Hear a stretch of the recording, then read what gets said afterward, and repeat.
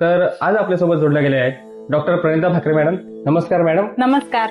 Madam woman health आणि आयुर्वेदिक nutritional expert आहेत आणि सध्याच्या स्त्रियांच्या जीवनामधला पीसीओएस ह्या व्याधीबद्दल आपण भरपूर क्वेश्चन मॅमला विचारणार आहेत आणि मार्गदर्शन घेणार आहे.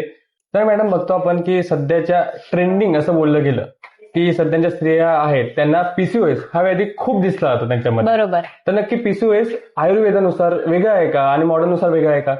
नाही, आयुर्वेदानुसार आणि मॉडर्ननुसार पीसीओएस असा काही वेगळा नाही आहे, पण पाहण्याचा दृष्टिकोन, आयुर्वेदिक दृष्टिकोन पीसीओएस कडे पाहण्याचा हा वेगळा आहे. आयुर्वेदानुसार पीसीओएस मध्ये रिप्रोडक्टिव्ह सिस्टीम, मेटाबॉलिझम सिस्टीम आणि मेन म्हणजे मनोवह स्रोतस म्हणजे सायकोलॉजिकल सिस्टीम इन्व्हॉल्व्ह होतात. मग हे पीसीओएस का होतं? तर अल्पसत्व म्हणजे आपण आपले इमोशन्स प्रोसेस करू शकत नाही, हे एक कारण आयुर्वेदाने पीसीओएसचं सांगितलं आहे. किंवा विरुद्ध आहार, जे आपल्या प्रकृतीला मानवत नाही किंवा जे आपल्यासाठी टॉक्झिन्स निर्माण करतं आपल्या शरीरात आपल्या प्रकृतीनुसार, असा आहार नेहमी घेणं हे पण एक कारण पीसीओएसचं आयुर्वेदाने सांगितलं आहे. त्याच्यानंतर अस्वाभाविक निद्रा, म्हणजेच आजकाल लोक 1 वाजेपर्यंत झोपतात किंवा रात्री 12-1 वाजेपर्यंत जागतात, तर हे पण आपल्या पचनेंद्रियावर किंवा आपल्या सायकोलॉजिकल स्टेटवर खूप अफेक्ट करणार आणि याने पण त्याच्यानंतर आर्तव स्रोतसाची दृष्टी होऊन आपल्याला पीसीओएस होऊ शकतो.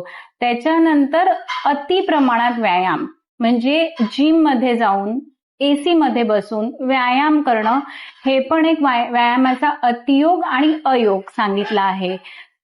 ते पण एक पीसीओएसचं कारण आयुर्वेदाने सांगितलं आहे. आणि असात्मेंद्रियार्थ संयोग, म्हणजेच आपले जे सेन्स ऑर्गन आहे त्यांना अति यूज करणं किंवा कमी यूज करणं, म्हणजे समजा एक्सेसिव्ह स्क्रीन टाइम किंवा एक्सेसिव्ह नॉईज, आपले इयरबड्स टाकून कानात टाकून खूप वेळ आपण मोबाईल ऐकत बसलं किंवा गाणे ऐकत बसलं, that also causes one of the cause of PCOS. तर आयुर्वेदाचा पाहण्याचा पीसीओएस कडे दृष्टिकोन वेगळा आहे. असं आयुर्वेद आणि ॲलोपॅथीमध्ये पीसीओएस वेगवेगळा असं काही नाही आहे.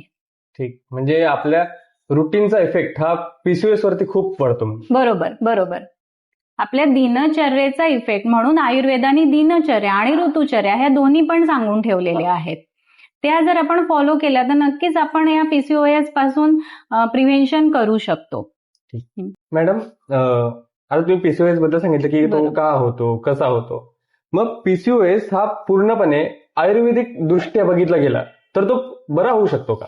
हो, नक्कीच बरा होतो. कारण आयुर्वेदात आपण संप्राप्ती विघटनाला जास्त महत्व देतो आणि एकदा संप्राप्ती विघटन झालं की तुमचं हार्मोनल बॅलन्स व्यवस्थित होणार, तुमची पाळी पुन्हा, मासिक पाळी जी आहे ते पुन्हा नैसर्गिकरित्या व्यवस्थित सुरू होणार.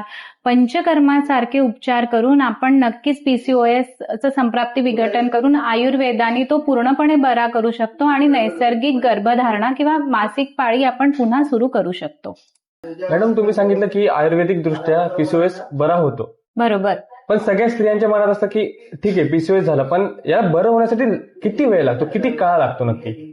पीसीओएस बरा होणं हे त्या स्त्रीच्या प्रकृतीवर अवलंबून असतो. आत्ताच पीसीओएस झाला आहे, टीनेज आहे, तर मग एक 6 ते 7 महिन्यात आपण ते बरं करू शकतो. पण जुनाट आहे आणि फर्टिलिटीसाठी आली आहे आणि अगदी 8 ते 10 वर्षापासून पीसीओएस आहे, तर मग त्याला आता हार्मोनल इम्बॅलन्स किती आहे, तिची पाळी नियमित आहे, अनियमित आहे आणि तिची प्रकृती कशी आहे, या सगळ्यांवर अवलंबून असतं. तरी प्रॉबेबली सांगायचं म्हणजे 1-1.5 वर्ष पण आपल्याला लागू शकतं. मॅडम, आपण बघतो की 8-10 वर्षापासून स्त्रियांना पीसीओएस आहे आणि ते आता कन्सिव्ह करतात. बरोबर. पण होत नाही ते. मग नक्की पीसीओएस ने वंध्यत्व येतं का? हो, पीसीओएस मुळे वंध्यत्व नक्की येतं, कारण अनओव्ह्युलेटरी सायकल होते. म्हणजे जे स्त्रीबीज आपल्या स्त्रियांमध्ये प्रत्येक महिन्याला बनत असतं ते पीसीओएस झाल्यावर बनत नाही, त्याला अनओव्ह्युलेटरी सायकल म्हणतात. आणि सायकल एकदा अनओव्ह्युलेटरी झाली की वंध्यत्व होतं. पण पंचकर्मानी, योग्य औषध उपचारांनी आपण, जसं मी सांगितलं, संप्राप्ती विघटन करू शकतो आणि पाळी नियमित करून आणि जे स्त्रीबीज आहे त्याचा पुनरुत्सर्ग करून आपण पीसीओएस बरा करू शकतो आणि त्या स्त्रीला नैसर्गिकरित्या गर्भधारणा नक्कीच होऊ शकते. मॅडम, आपण बघतो की पीसीओएस मध्ये वेगवेगळे ट्रीटमेंट केली जातात. बरोबर. मग पीसीओएस मध्ये योग हा किती फायदेशीर ठरतो? पीसीओएस मध्ये योग हा अत्यंत फायदेशीर ठरतो. एक्सरसाइज आणि योग हे पीसीओएसच्या लोकांनी नियमित केले पाहिजे, कारण त्यामुळे इन्शुलिन सेन्सिटिव्हिटी कमी होते, आपले हार्मोन इम्बॅलन्स जे असतात ते बॅलन्स होतात आणि वात दोष जो आहे तो आपला स्वाभाविक राहतो. आणि या सगळ्यांमुळे ओव्ह्युलेशन म्हणजे स्त्रीबीजाचं पुनरुत्सर्ग व्हायला परत मदत होते आणि त्याच्यामुळे पीसीओएस मध्ये हा अत्यंत फायदा होतो. म्हणून ज्यांना पीसीओएस आहे त्यांनी रोज एक्सरसाइज, रोज व्यायाम आणि रोज त्रिकोणासनासारखे आसनं नक्कीच केले पाहिजे. मॅडम, आता ट्रीटमेंटचा भाग तर झाला, बरोबर. मग नक्की आता आहारामध्ये आपण विचार केला तर पीसीओएस मध्ये काय टाळलं पाहिजे आणि काय सेवन केलं पाहिजे? खूप छान क्वेश्चन आहे. पीसीओएस मध्ये रिफाईंड जेवढे पदार्थ आहेत तेवढे सगळे टाळले पाहिजे. पॅक आणि कॅन ज्यूस ते टाळले पाहिजे. थंड दूध, दुग्धजन्य पदार्थ ते टाळले पाहिजे. मग घ्यायला काय पाहिजे, तर उष्ण, साधं, सात्विक अन्न, बार्ली, गॉड फॅमिली जी आहे म्हणजे दुधी भोपळा आहे, पंपकिन आहे म्हणजे कोहळा आहे किंवा कारला आहे, ही जी गॉड फॅमिली आहे हे पीसीओएस मध्ये अत्यंत गुणकारी असतात. आणि सात्विक अन्नावर जास्त भर दिला पाहिजे, फळांवर जास्त भर दिला पाहिजे आणि आंबट पदार्थांपासून थोडं दूर राहायला पाहिजे. तर मॅडम, तुम्ही पीसीओएस मध्ये मनोस्रोतस याची संकल्पना सांगितली की काय असतं ते. बरोबर. मग मनोस्रोतस अफेक्ट होतं म्हणजे पीसीओएस मध्ये भावनिक अस्थिरता येते का? हो, मनोबळ स्रोतच दूषित झाल्यामुळे पीसीओएस मध्ये भावनिक अस्थिरता नक्कीच येते. म्हणजे पीसीओएसच्या रुग्णांना चिडचिड, मानसिक ताण, झोप कमी येणं हे सिम्पटम्स जाणवतात. मग आयुर्वेदामध्ये काय ट्रीटमेंट आहे, तर अभ्यंग आहे, शिरोधारा आहे, नस्य आहे, अशा पंचकर्माच्या ट्रीटमेंटनी आपण ती भावनिक अस्थिरता कमी करू शकतो आणि परत त्यांचं पीसीओएस किंवा मानसिक संतुलन आपण स्थिर करू शकतो. नक्कीच नक्कीच. म्हणजे मनोबळ स्रोतस म्हणजे मनाचा पीसीओएस मध्ये किती भाग आहे ते तुम्ही नक्कीच एकदम सोप्या शब्दात सांगितलंय.